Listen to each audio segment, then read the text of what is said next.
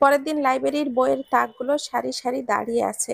সাজ এক কোণে বসে আছে অনেকক্ষণ ধরে। চারপাশে অন্যান্য ছাত্রছাত্রীরা ধীরে ধীরে বেরিয়ে গেছে।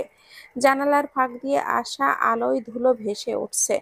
ক্লাস শেষ হয়েছে অনেক আগেই, অথচ সাজ বাড়িতে যায়নি।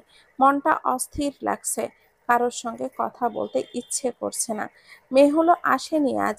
একা হয়ে বসে থাকতে থাকতে বুকটা ভারী হয়ে উঠল। শেষমেশ উঠে দাঁড়ালো সে।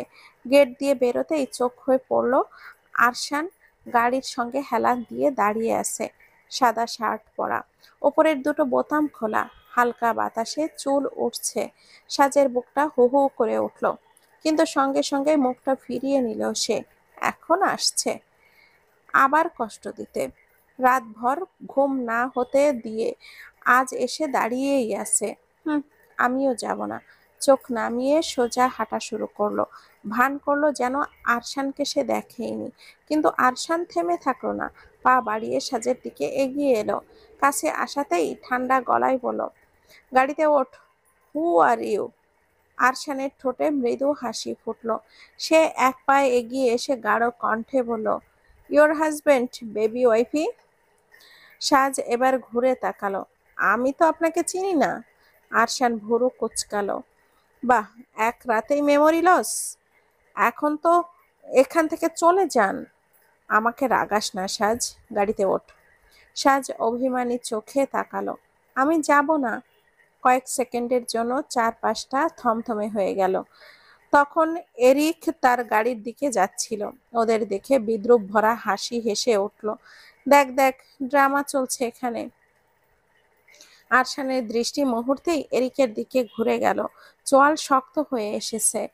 এরিক তাচ্ছিল ভাবে আবারও বলল, শালার এখানে আসে আবার ভাব নিতে। হিরো সাজবি নাকি? আরশানের বুক ওঠানামা করছে রাগে। মুহূর্তের মধ্যেই সে সামনে এগিয়ে গেল। এক ঝটকায় তার মুষ্টিবদ্ধ হাত নিয়ে পড়ল এরিকের সামনে। প্রচণ্ড আঘাতে এরিক পেছনে হোঁচট খেল। মুহূর্তেই নাক ফুলে লাল হয়ে বেরোলো। চারপাশে যারা ছিল তারা স্তব্ধ হয়ে গেল। সাজ বিস্ফোরিত চোখে তাকিয়ে আছে।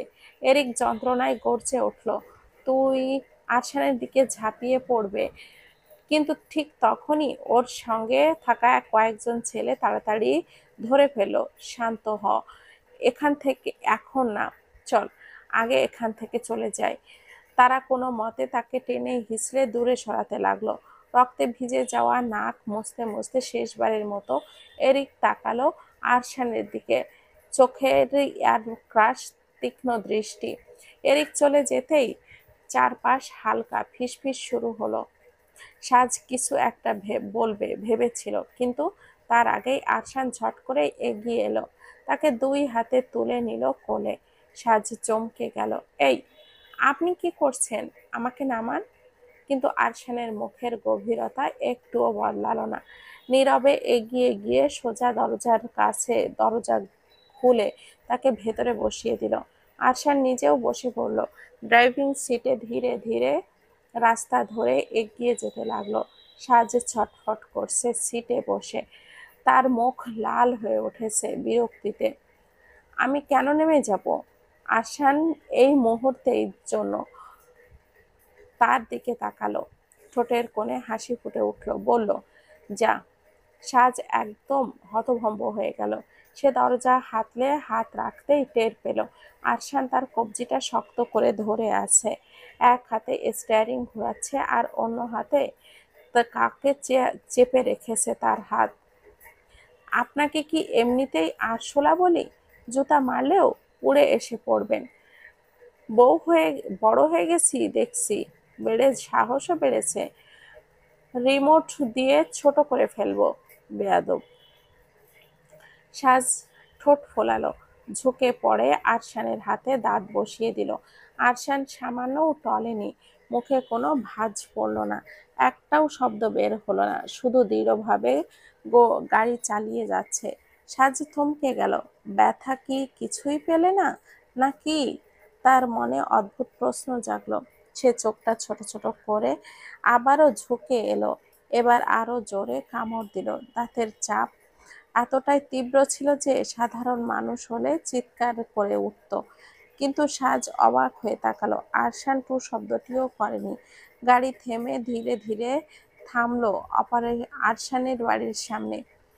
চারিদিক থেকে বাড়ির সামনে চারিদিকে তখন নীরবতায় আচ্ছন্ন। আকাশের বুক জুড়ে জমে উঠেছে কালো মেঘে। চাপা আসনি বার্তা ভেসে বেড়াচ্ছে চারপাশে।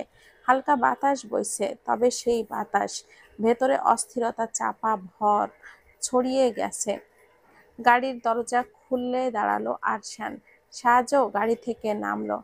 নামার পরেই দুই হাত দিয়ে লোহার গেটটা ধরে দাঁড়িয়ে রইল, যেন আর কোনো দিকে যাবে না। তাকিয়ে বললাম তো আমি যাব না। কেন এত জোর করছেন? বিরক্ত করছেন কেন? আপনার নামে কেস করব ইফটিজিং এর, বুঝেছেন? আশ্চর্য, আমি আবার কখন তোকে ইফটিজিং করলাম? সাজ রাগে অভিমানে ফুঁসে উঠল। এই যে এখন আমার সাথে জোর করছেন, এটা কি ইফটিজিং না? আরশানের ঠোঁটে হাসি বাঁকা ফুটল। আমার তো অধিকার আছে, চাইলেই এখনো অনেক কিছুই করতে পারি। সাজ চোখ ছোট ছোট করে তাকালো। অসভ্য লোক। আরশান এগিয়ে এসে দাঁড়ালো তার সামনে। ভেতরে চল। যাব না। সাজ গেট আঁকড়ে ধরলো আরো শক্ত করে।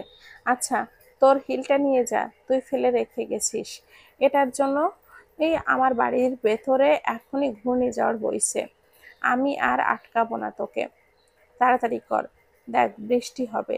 সাজ ঠোঁট কামড়ে ভেজা চোখে তাকালো। বিরক্তি আর অভিমান মিলে মিশে ভেতরে ঝড় তুলেছে।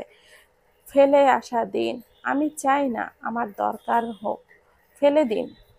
আমি চাই না, আমার দরকার নেই। আরশান মাথা নেড়ে ধীরে বলল, আমি পারবো না ফেলে দিতে। তুই যা, নিয়ে যা। এটা ভেতরে, এটা তোর। কিছু মুহূর্তেই আকাশ ফেটে ঝরঝরিয়ে বৃষ্টি নেমে এলো। মেঘের বজ্রধ্বনি আর ঝড়ো বাতাসে দুজনকেই কাঁপিয়ে দিল। বৃষ্টির তীব্রতা হয়ে উঠল, তবুও কেউ নড়ল না। বৃষ্টির ফোঁটা তাদের দুজনকে ভিজিয়ে দিল। আরশান সাজের হাতটা ধরল। সাজ মুহূর্তের জন্য হতবাক। তার দৃষ্টি অস্পষ্ট হয়ে এলো বৃষ্টির পানিতে আর অশ্রু জলের মিশেলে। সে হাত ছাড়িয়ে নিতেই মরিয়া হয়ে উঠল। টানাটানির ভেতরে তার চোখ ভিজে উঠল। টলমল চোখে তাকিয়ে ডুকরে কেঁদে উঠল। বুকের ভেতর জমে থাকা অভিমান একসাথে ফেটে পড়ল। চেহারায় ভাঙা কাচের মতো তীক্ষ্ণ ব্যথা উঠল। কাঁপা কাঁপা কণ্ঠে বলল, আমি তো আপনাকে মনে রাখিনি, ভুলের হাতায় ঠেলে দিয়েছেন। ছোট্ট সাজকে ভুলে গেছেন, অথচ আমি পারিনি। আপনি আপনি মুক্ত হয়ে গেছেন, কিন্তু আমি বন্দী হয়ে গেছি আপনার অনুপস্থিতির গোলকধাঁধায়। আমার প্রতিটি নিঃশ্বাসে, প্রতিটি কথায় আপনার অনুকরণ, অথচ আপনার কাছে এই কেবল এক ভুলে যাওয়া অধ্যায়। এখন আফসোস হচ্ছে, কেন আপনাকে আমার স্মৃতির ভেতরে এত যত্ন করে বাঁচিয়ে রাখলাম। সাজের কণ্ঠ ক্ষীণ হয়ে উঠল। আপনি ভেবেছেন আমি নেই? সাজ নেই, মরে গেছে। আরশান ধমকে উঠল। সাজ! মুহূর্তের ভেতর আরশান এগিয়ে এসে সাজকে শক্ত করে বুকের সাথে জড়িয়ে নিয়ে ধরল। আমার দিকটা দেখলি না? প্রতিদিন তোর অনুপস্থিতি আমার বুকটা জ্বলে পড়ে ছাই করে দিয়েছে। তোকে এক ঝলক দেখার জন্য মনটা অস্থির হয়ে ছটফট করছে বারবার। দিন যত গড়িয়েছে তোর জন্য আমার তৃষ্ণা তত বেড়েছে। তোকে এক পলক দেখার জন্য আমি তোর দায়িত্ব নিয়েছিলাম। কি করে ভুলবো তোকে?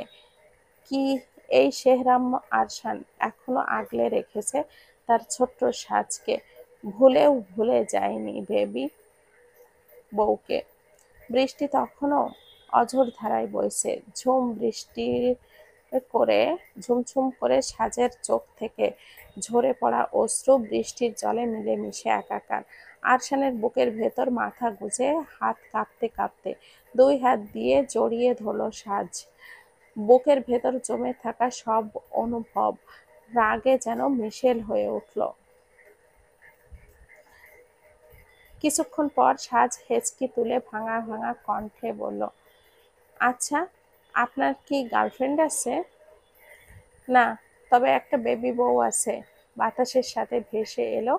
আর সেই কথা সাজে প্রথমেই বিশ্বসিত, আর লজ্জায় গাল লাল হয়ে উঠল, তারপর খিলখিলিয়ে হেসে উঠল।